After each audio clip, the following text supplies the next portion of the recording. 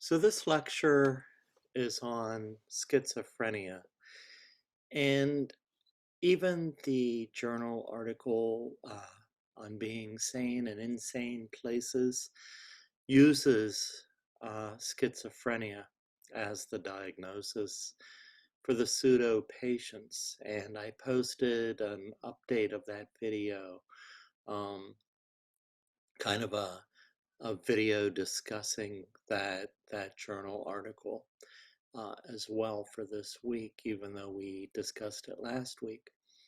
Now, um, I want to tell a couple stories.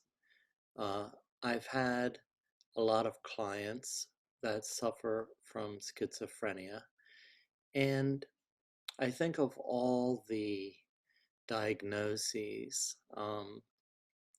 I think schizophrenia would be one that um, one of the diagnoses that I just would not wish upon anybody. Um, yes, they do have some medications that tap down the symptomology a bit, um, but there is no cure, of course, and we're not exactly sure of what causes it, although I did post a documentary on schizophrenia, and they're looking into some causes, and it discusses them in that video. Um, so, first of all, uh, it is a serious diagnosis. We talked a little bit about, even though, uh, let's say, we're talking about DSM labeling. If someone receives a diagnosis of schizophrenia, because there is so much electronic sharing of diagnoses already, um, it would be virtually impossible to get rid of that diagnosis. If anything, it would be changed to schizophrenia in remission. But many times there are uh, other reasons for the symptomology. One primary reason would be uh, drug use. Somebody may have uh, used any kind of substance and had a psychotic reaction to it. Um, Another reason that people rarely think of is a tooth infection or other infection. Um, a friend of mine uh, was hearing voices, having very negative suicidal thoughts, and he had never experienced that before. His family took him to the doctor, and they ruled out a lot of things, and it just so happened that he had a toothache, and he shared that, and it was kind of an aha moment for that doctor. He said, well, that's very possible.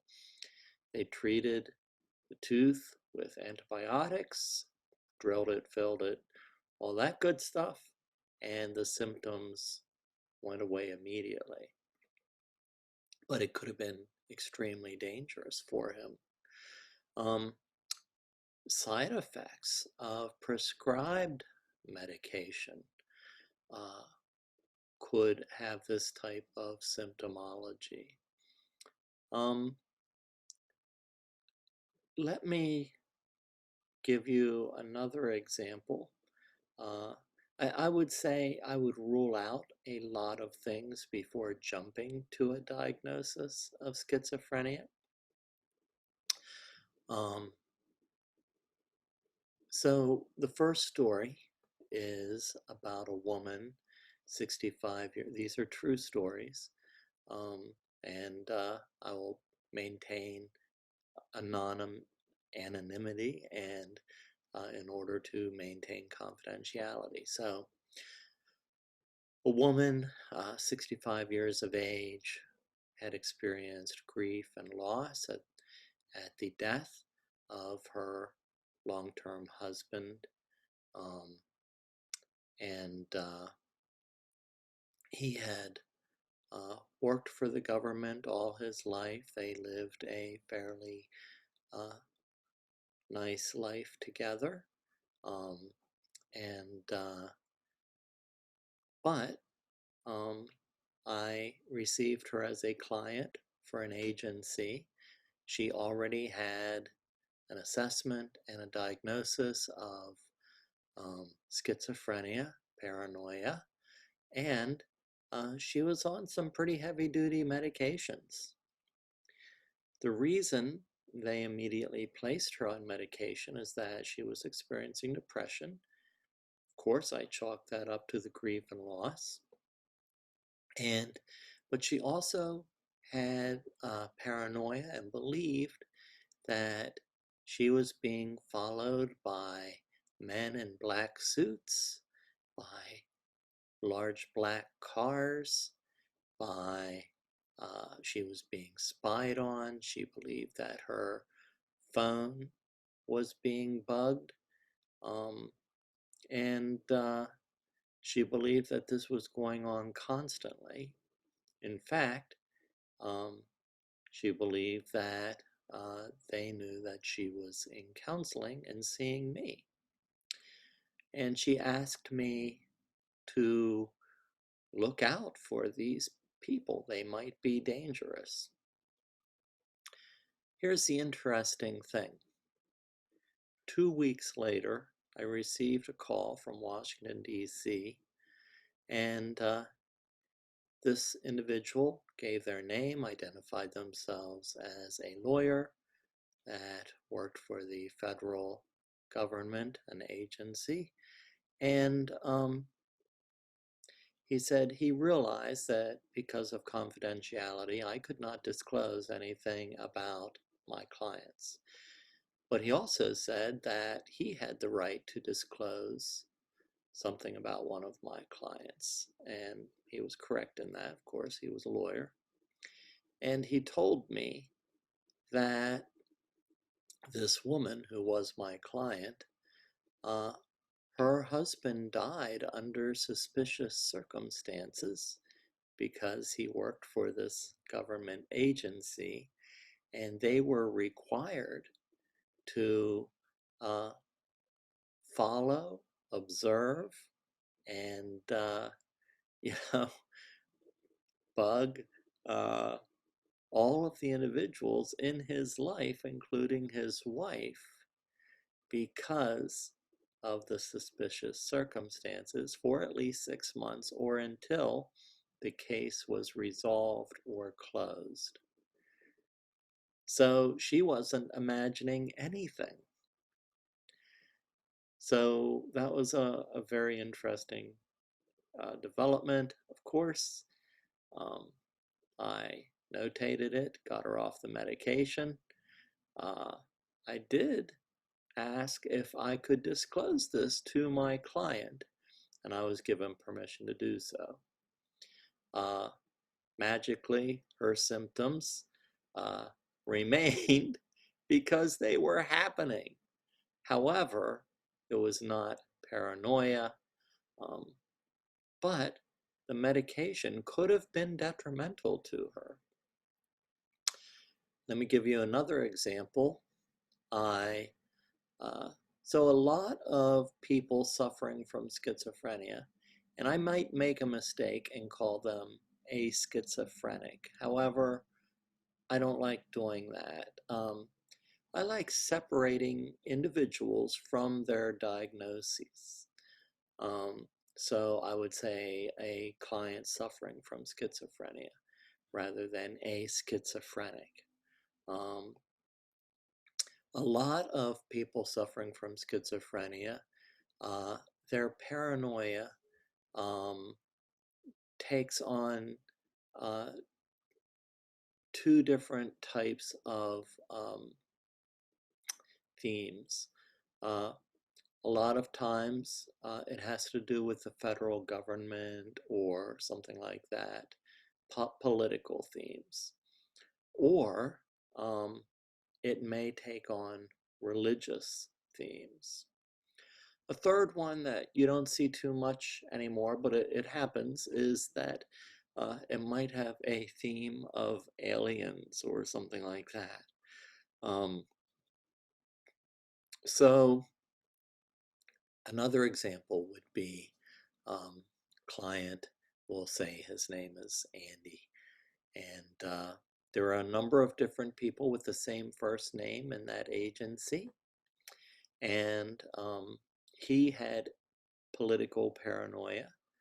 Um, he believed that, um, I don't know why he picked this individual, but Dan Quayle, the vice president, was out to get him and monitoring him, and stealing his mail and all that kind of stuff. But the agency got a call from the police that one of our clients, same name, Andy, uh, had been in jail that weekend. They thought they should notify us, but we didn't know which Andy it was. So they called me and asked me to check in on my client. Well, I called and asked him how he was, and he was like, well, I rarely get a call from you unless I come in to see you, and um, why are you calling me?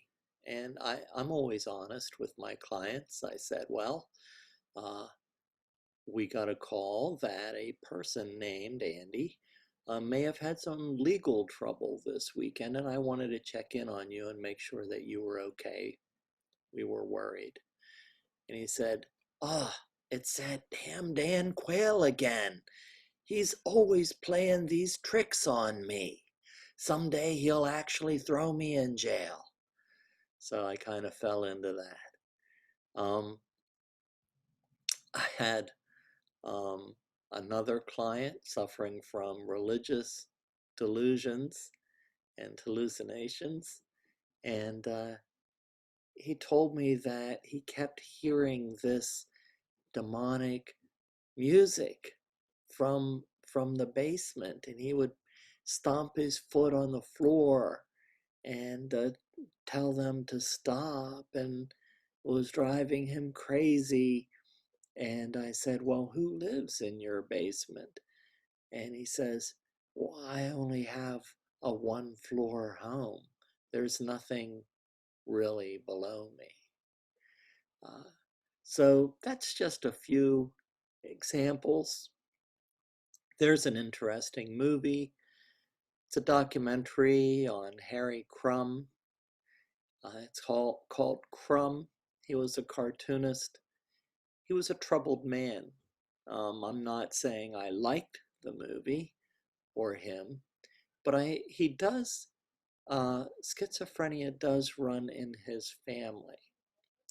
And they interview his brothers, and it's a nice documentary that gives you a little insight into schizophrenia. Um, but it is has some very negative imagery uh, and thoughts towards women, talks about sexuality. So I do caution you. Um, Many people think Pink Floyd The Wall, the movie, the music, even though many people think it is an acid trip, LSD. Many people would compare that to a schizophrenic or psychotic episode as well. So, all right, well, let's get into this diagnosis a little bit. Um, Schizophrenia is more common than most people realize. Many homeless people suffer from schizophrenia. Um, Many of the institutions, like we talked about before, have been closed. And so psychotic disorders are thought disorders where a person's cognitions, affect, and overt actions reflect a lack of contact or connection with their surroundings or reality. Schizophrenia happens to be the most common example, but psychotic disorders are not limited to the schizophrenia diagnosis. They can go beyond that. So a little bit of the history. In 1865, a Belgian psychiatrist named Benedict Morel applied the label dementia precoce, or early dementia, to a 14-year-old boy who showed the symptoms of this disorder. Now, in the video on schizophrenia, and I posted a couple. You can watch either one. There's a newer one and there's an older one. But a lot of times, these videos will talk about a very young age, like 6 years old or something like that. In most cases, symptomology begins a little later than that. You can diagnose somebody with schizophrenia early onset. However, most do not get that diagnosis until the age of 18 or older. Now, it usually is not much older. It's usually somewhere between 18 and under 30, so the 20s. Anyway, so in 1889, Emil Kraepelin, Benedict Morel applied this early dementia diagnosis to a 14-year-old boy who showed symptoms of the disorder. 1889, Emil Kraepelin used the Latin form of Morel's label, dementia precox. In 1911, the Swiss psychiatrist Eugene Buhler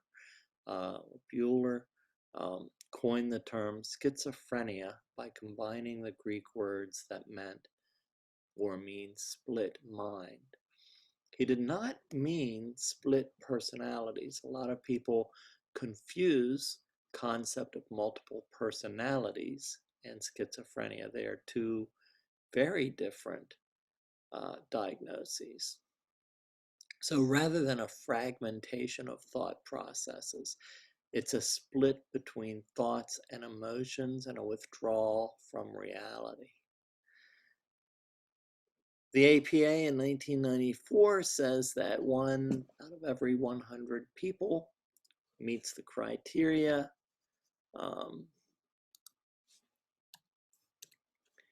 And for schizophrenia, 1%. So this equals over 4 million people in the United States. President's Commission on Mental Health said that this is equal to all of the people in Oregon, Mississippi, and Kansas or Wyoming, Vermont, Delaware, and Hawaii combined. Now, I'm not saying everybody in those states has this diagnosis, but they're talking about the population of these states. This is still pretty much the same stats today. Films usually depict the psychotic as being dangerous. Every now and then they are. However, most people with schizophrenia are usually not dangerous. So let's look at diagnostic criteria for schizophrenia. Criteria A, 2 or more of the following are present for a significant portion of a 1-month period. At least one must include 1, 2, or 3. Delusions, hallucinations, disorganized speech, grossly disorganized or catatonic behavior, negative symptoms. Criteria B, for a significant period of time since onset, level of functioning is markedly below the level achieved prior to onset. C, continuous signs of disturbance persist for at least 6 months. Time period must include at least 1 month of symptoms that meet criteria A. So I think time period is included in a lot of the diagnoses in the DSM, and I think it's an important differentiation. If it is a short period for schizophrenia, I would rule out other causes. It's usually ongoing. Depressive and D, depressive and bipolar disorders with psychotic features have been ruled out. Disturbance is not attributable to the physiological effects of substances or other medical condition. We talked about that. If a history of autism spectrum disorder or a communication disorder of childhood onset exists, additional diagnosis of schizophrenia is made only if predominant delusions or hallucinations, in addition to the other required symptoms, are also present for at least 1 month. So that's a rule out. Subtypes of schizophrenia no longer appear in the DSM-5, but they did appear previously. Clinicians are now encouraged to indicate the severity of symptoms. However, some may still use subtypes as a shorthand way of describing features. Subtypes included paranoid, disorganized, catatonic, undifferentiated, and residual previously. So the course,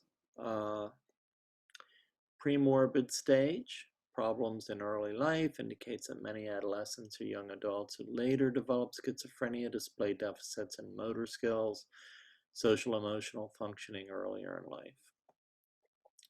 Prodromal stage, noticeable change. People begin to deteriorate from previous levels of functioning. The acute stage, deterioration or impairment, begins with the onset of positive symptoms. And residual stage, chronic problems marked by a return to prior prodromal level of functioning. Associated features. Associated features can differ from between cases.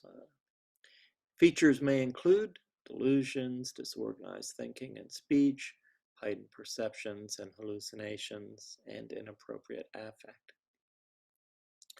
There may also be a difference between mood and affect. So somebody may say, well, I'm really sad today, but they may be laughing. Positive symptoms. Positive does not mean good. Think of positive in psychology as being a plus sign.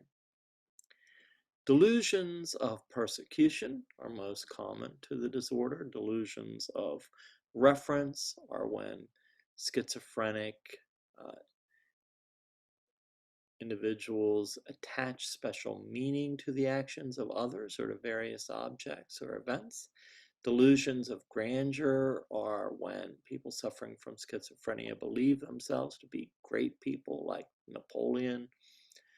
Delusions of control are when schizophrenics, and I'm just reading a definition, that's why I keep saying schizophrenics, believe that their thoughts, feelings, impulses, or actions are being controlled by other people. One example would be people wearing tinfoil to keep thoughts out. Common formal thought disorder is called derailment, when schizophrenics rapidly shift from one topic to another, apparently believing that the shifts make sense. They may also use neologisms or made-up words. Preservation is when they repeat words many times, and clang is when they speak in rhymes. Hallucinations can involve any of the senses. However, hearing voices is the most common. An example of the client wanting to know if voices were good and bad is one that I use. So I had a client, and he said that some voices were telling him to hurt himself or to do what he thought were bad things. And he thought demons were telling him to do this. Another client, the same client said another voice was angels watching over him, telling him to do good things. And he was fearful. I said, well, okay.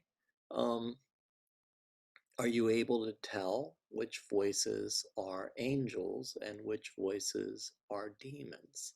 Because I wanted to make sure he was safe and able to differentiate between good and bad. Um, so I kind of played into the hallucination a little bit.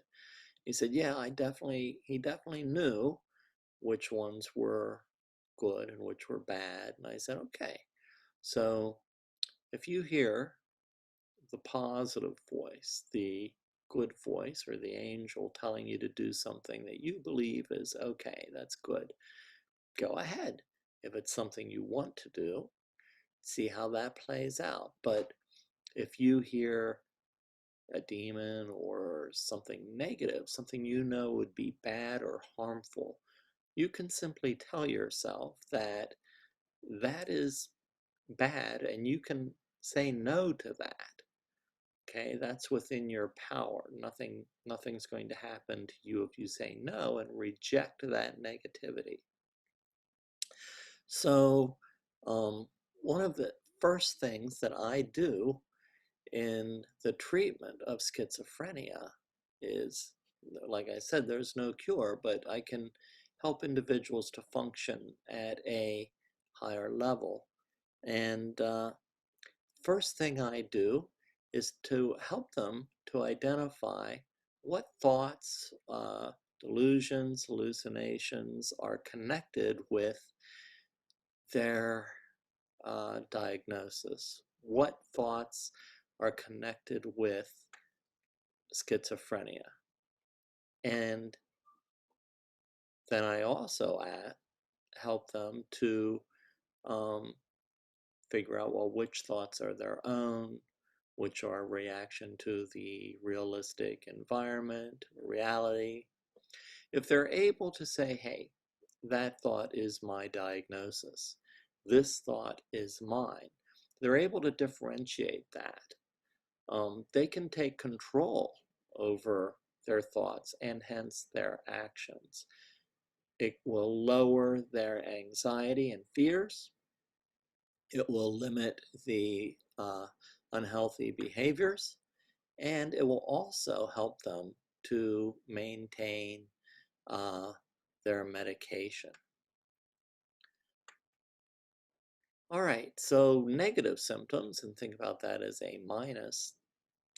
Negative symptoms include poverty of speech, blunted or flat affect, emotions, loss of volition, motivation, and social withdrawal. So a few other terms you might need to know. Alogia is a decrease in speech or speech content characterized by empty replies. They may also seem blocked. Anhedonia is an absence of affect or emotion. Avolition or ambivalence reflects apathy or a feeling of drained energy. There's also psychomotor symptomology. This would include a loss of spontaneity, the development of odd grimaces, gestures, mannerisms. Extreme forms are referred to as catatonic, and a catatonic stupor is when individuals become unaware of their environment and remain motionless and silent for extended periods of time. Catatonic excitement is just the opposite, when people move wildly. A catatonic stupor you may have seen in films. It's like a person might be laying on a bed or sitting in a chair very still, unaware of their environment, and a psychiatrist might take their hand and raise it and then let it go, and their hand will stay there. Now eventually it will move slowly to a resting position again. But okay, and etiology. It's more common in the lower socioeconomic populations, and some theorize that stress of poverty may contribute. It may also mean that the disorder itself may cause the victims to migrate to a lower socioeconomic status or class. Equal numbers of men and women receive the diagnosis. Onset is usually earlier in men by 5 to 7 years. it is hereditable or genetic to some degree. People may be predisposed to the disorder genetically, and a stressful event like the use of drugs or maybe joining the military and going to basic training, or maybe going to war. A lot of times, people think that these stressful events cause schizophrenia. They trigger the individual's predisposition. So stress brings out the symptoms of schizophrenia. So it could trigger the onset, but it usually doesn't cause it. So this is supported by twin studies, identical twins 55.8%, fraternal twins only 13.5%, adoptions, but 13.5 still pretty high, adoptions and chromosomal mapping. Biologically, research has led to dopamine hypotheses. So too much dopamine may cause schizophrenia and the symptomology. Not enough dopamine would be similar to Parkinson's disease. So neurons that use the neurotransmitter dopamine may fire too often, transmit too many messages, kick in the fight or flight reaction, cause suspicion, draw attention to normal objects or people at a heightened awareness. This belief began with the discovery of antipsychotic medications known as phenothiazines, in 1950s. Unfortunately, the drugs may produce permanent side effects similar to Parkinson's disease, resulting in muscular tremors. People with Parkinson's disease have an abnormally low level of dopamine in some areas of their brain. In fact, L-DOPA, a precursor of dopamine, is used to treat the disease. Researchers have also found that there may be an actual difference in brain structure. Those who suffer from schizophrenia have enlarged ventricles, which are the cavities in the brain that contain cerebrospinal fluid. The ventricles on the left side of the brain seem much larger than the ventricles on the right side. On the other hand, this may be a reaction to the disorder. So we're not sure whether this was a cause or a result of the disorder. Treatments. Medication is almost always involved in the treatment. Sometimes I support the use of medication with various diagnoses like schizophrenia. I think that's a positive thing. Sometimes I do not support the use of medications with diagnoses unless it's a last resort, like with children. So classes of medications: conventional antipsychotics and atypical antipsychotics. Both medications work to block dopamine receptors in different ways that reduce the positive symptoms of the disorder. Atypical antipsychotics, however, reduce the possibility of extrapyramidal side effects and have a higher affinity for serotonin receptors that help regulate mood and reduce negative symptoms. It's becoming the more popular drug of choice for psychiatrists treating schizophrenia. Combination of drug therapy and psychotherapy is usually prescribed, and caseworkers are very helpful with this, developing a routine, moving away from isolation to socialization, and making sure medications are taken, things like that. It's very helpful. All right, that is it for schizophrenia.